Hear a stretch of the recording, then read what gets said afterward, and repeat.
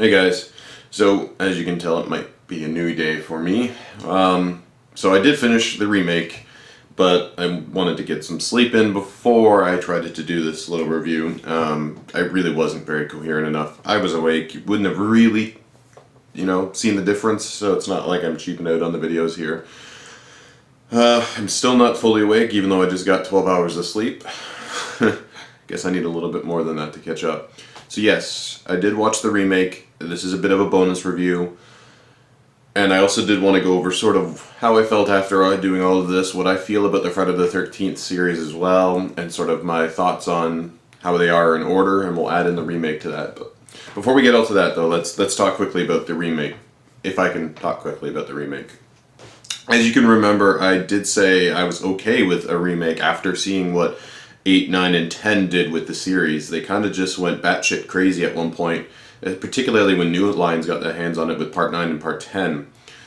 It just felt like nobody really knew what to do with the series and felt like it needed to be needed to be fresh and all that kind of greatness. It was forced, it was shit, basically, guys.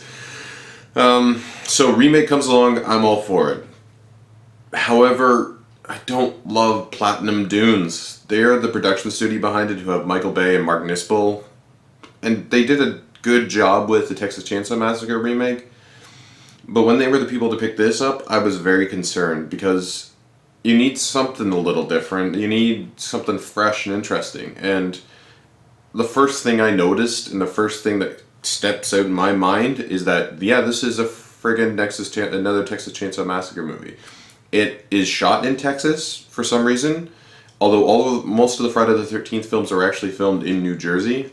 So it's got that really like washed out sunny feeling like Texas does, where nothing really grows like it does up here in the, my area with Canada. So there's the first problem I have, and then Mark Nispel just starts adding in elements like a creepy old house with collecting items. Again, I understand that they're going for a slightly different Jason in this movie, but this is a slightly different Jason who's one step away from having somebody's skin as a mask. So, yeah, I'm a little disappointed that they could have done something a lot different with this. First off, it should have never been filmed in Texas. I'm sorry, it's just not the right environment for Friday the 13th. Second of all, I applaud the fact that they didn't redo the original Friday the 13th, that they kept it light and more of a reimagining of the character. I'm okay with that, but dear God, just maybe reimagine him in the right way where he's killing camp counselors. Like, seriously, you decide that we're going to put a bunch of people in the front of the camera and they're going to be like, oh God, and they're going to get killed. And you know what? I hated those characters. They were potheads and they were just meatheads. Like, I actually turned to my fiance at one point and I went, how old do you think these characters are? Do you remember? And she went, sorry. I asked her how old some of these characters are. And she went, oh, probably late 20s. And I went, do you remember last time you went, oh, laughed like that because somebody went to go make out? Ooh, oh, come on, these aren't fucking 12-year-old kids. Don't write them like 12-year-old kids. Thankfully, they die pretty early. I can't believe I'm saying that. But we'll get to that in a second. They die really quickly, they die really early, except for one of the characters who becomes important to later on in the movie, which is another element lifted out of Friday the 13th. I might as well talk about that now. So it turns out she actually looks like Jason's mom. In fact, she doesn't just look like Jason's mom. I'm pretty sure they just photoshopped a picture of her to look old, slightly aged, and put it in a fucking locket. Why is that important? Well, because it comes back up later on so she can save her boyfriend just once. Because, she's the only survivor to this movie. Well, her and her brother, actually, not boyfriend. In part 2, when this was done, it was simply done as a way to survive, as a way to trick Jason into getting him to back off for a second. And I know that it was just sort of thrown in there real quick, but it wasn't really built up either. This movie kind of had that little nod at the beginning, and you're like, oh, okay, you're gonna do this gag, aren't you? We're not stupid. Please don't treat us stupidly. The music was cool at a couple moments, and they did have a bit of the nod to the original films, but it's not the same. It's more generic. So anyways, as the movie progresses, we find out that the first group of people we meet aren't going to be our main cast. We actually are going to get another main cast. And I kind of wiped my brow at that point because I was thinking, holy crap, these people are really dumb and stupid.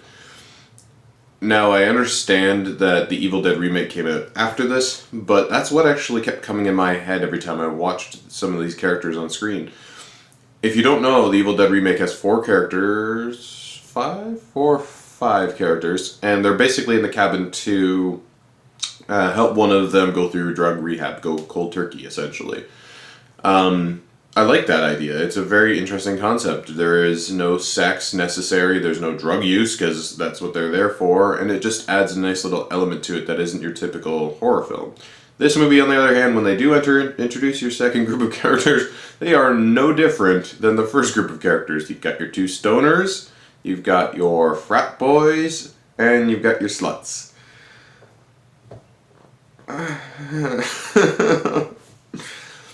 I don't understand. Like, I watched Friday the 13th Part 6. It was amazing. There's no nudity in that movie. There's one sex scene, and it doesn't even last very long. In fact, they make fun of the fact that there's a sex scene in the movie. He's joking about how long he's laughing. God. Why are we taking a step backwards? Why does this have to be the standard for horror films? Why do we have to have the dumb douchebags that we actually want to see get killed? I'm sorry, but I don't care. And when I don't care about your characters, I'm not going to care about the tension. I'm not going to care about anything else in your horror film. I'm just going to walk out of there after 2 hours and forget that it was even made. I shouldn't have to root for Jason to kill that guy because I don't like him. I'm like, oh, thank God he's dead now on the screen. I don't have to deal with his dumb shittery now.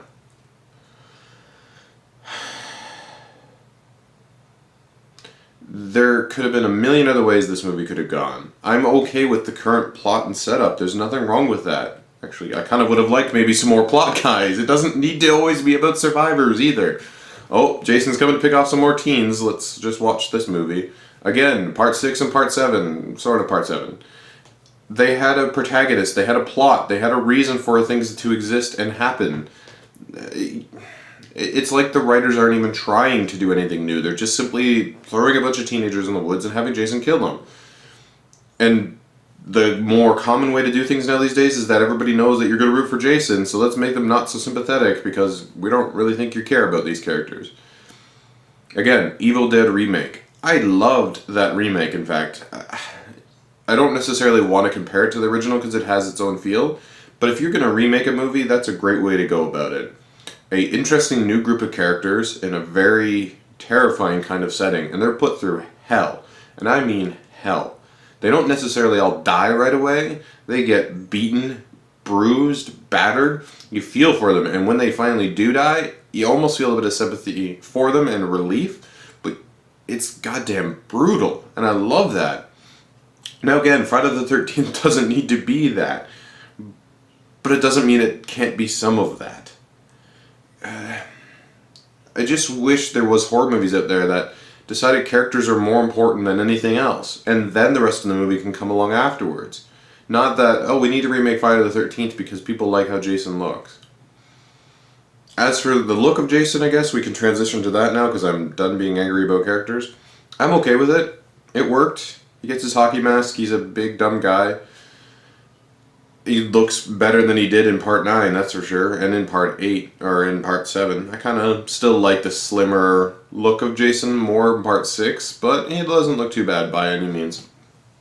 I even love the fact that he runs in this movie. It was so refreshing to see him like pick up an axe and throw it and sort of do some really great little hop, skip, and jump moments with his machete and stuff like that. It was fun. I really enjoyed those kind of things because that takes Jason back to his roots, and in my opinion, when he can run and when he's a menacing force like that, he's definitely a lot more terrifying. Just happens to be that he's hunting down the douchebags of the world, so we don't care. So, the only thing I'd have to sit and nitpick about with him is the fact that they wrote him to be a little bit more of Survivor Man, where he's got a lot of traps set up, apparently, and he's got this whole mine cave labyrinth and stuff like that, which, I don't know, I'm actually very torn on. In the original film, we do have him be living in a hut with his mom's head, but there's really not a lot there. When he kills somebody, he does clearly hide the evidence to some extent, but we're never really shown how or anything like that, and we never really ask how either. So, the fact that this movie decides that it has to show us, it just kind of makes me feel like it takes a bit away of the character, if that makes any sense. Jason was always a little mythological and a little fantasy based. He was able to kill all these teenagers, go unnoticed, and nothing really would ever show up. Yeah, they would find the bodies at the end of the movie, but they wouldn't have a boatload of other evidence against him and stuff like that. So, should he maybe be gathering up the stuff and hiding the car and stuff like that? Yeah, okay, sure. But don't forget, you started off this movie by saying Jason was probably a retard. I'm sorry for using that term if it's offensive to anybody, but the movie says it itself. He's clearly mentally handicapped. He's not exactly all there. He's disfigured. So, this doesn't seem connected to me. Like, the fact that he's got these elaborate traps and stuff like that, the bells and the alarm systems, but yet he himself is sort of not all there either. I don't think you really need any of that stuff. I don't think you really need the moments to see what he's living like and who he is and stuff like that. Again, the less you show, the scarier he will be. It's pretty simple. So, anyways, enough about Jason.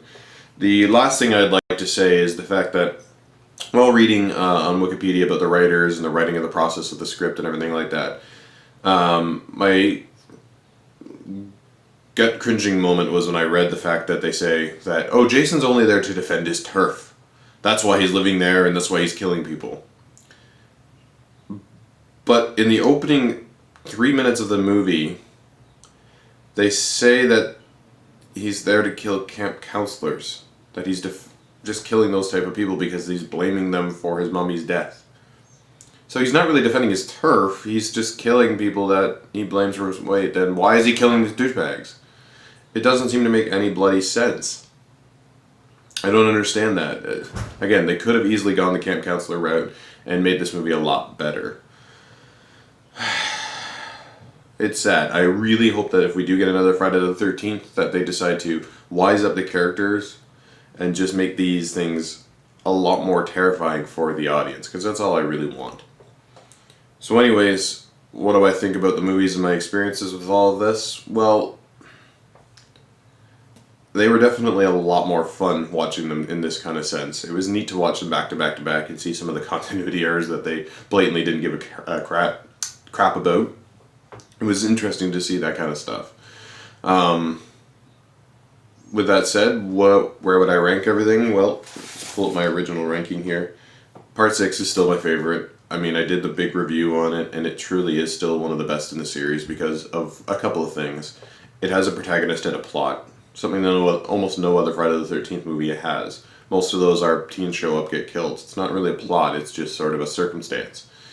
So by having Tommy Jarvis accidentally resurrect him and then have him be his downfall, have him be on a path to kill him while Jason kills others, it's kind of a really interesting take on it. Part 2, definitely my second favorite still. I love the sort of amped up feel of the first movie. It is very much a copy in some ways of the first movie, with camp counselors being at this training center rather than just trying to set up a camp. The body count goes up a little bit, but we do get some more interesting characters out of this. Some fun little people, and Jason shows up. It basically is better than the first movie in almost every aspect, but still is the first movie in every other aspect. Kind of a cool little take on it.